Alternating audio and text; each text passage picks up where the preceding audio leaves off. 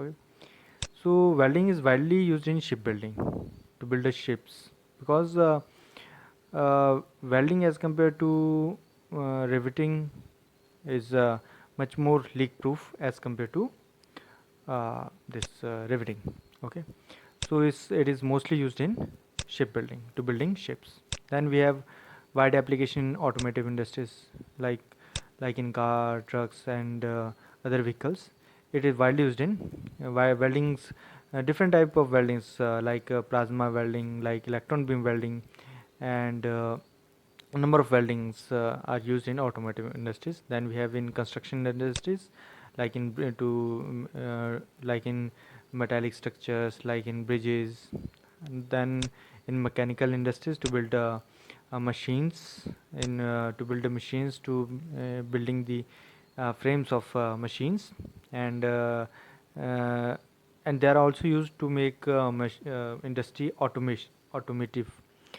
There are number of parts that are used in machines. There are number of parts used in automotive automatic machines also. They are joined together by use of welding. Okay, so that's why they are used in widely used in mechanical industries. Then we have fabrication of pressure vessels, like in boilers. We can say these are used widely used. Then we have aerospace engineering for it is used in construction of aircrafts, aeroplanes, and auto body parts. So together we can say that welding has very wide applications. Uh, I have just counted only few of them. Otherwise, there are numerous examples where we can see welding is being used. Okay. So after this topic, we have one next topic is weldability. Weldability is also known as joinability.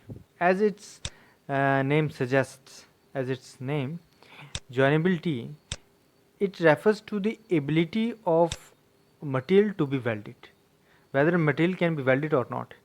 If it has a property of getting welded so easily, we can say it possesses good weldability. और कोई material easily weld हो जा रहा है तो हम बोल सकते हैं कि वो उसकी वेल्डेबिलिटी अच्छी है. अदरवाइज हम बोलेंगे कि वेल्डेबिलिटी अच्छी नहीं है. Like in many metals and thermoplastics can be welded, but some are easier to weld, some are difficult to weld.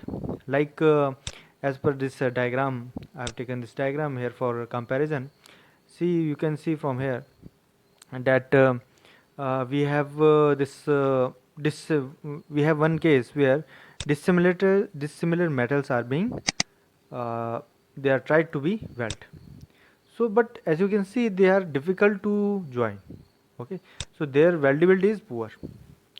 And weldability also depends upon the type of welding process also.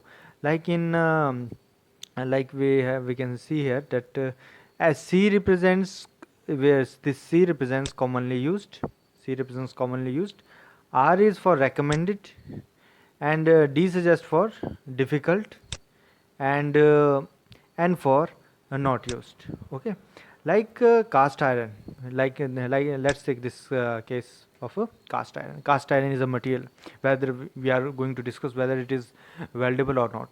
Okay, as far as arc welding is concerned, it is commonly used. So as per arc welding is concerned, we can say cast iron is weldable. Okay, but as far as welding electron beam welding is concerned, if we are using this electron beam welding method, then by using this method, it can't be welded. So this weldability also depends on the type of welding process is being used. So ये इस पे भी depend करता है कि कौन सा हम मेथड यूज़ कर रहे हैं. So हम एक conclude करते हैं, weldability depends upon material as well as on process. Okay, so you can do research on a different number of products like stainless steel and aluminium. Okay, like this titanium, like in titanium, it is very difficult to do as this uh, gas welding here. Oxyacetylene welding means gas welding. So in titanium, gas welding is not used. So as per gas welding is concerned, we can say that titanium possesses very poor weldability. Okay, poor weldability. So that is the end of our first chapter. In this chapter, we covered and uh, we talked about this introduction to welding, then principles of welding. We talked about principle of welding, that principle of welding means this heating, shielding and filling, and then we studied about this classification of welding process. Then we talked about this advantages and disadvantages, then welding application and weldability.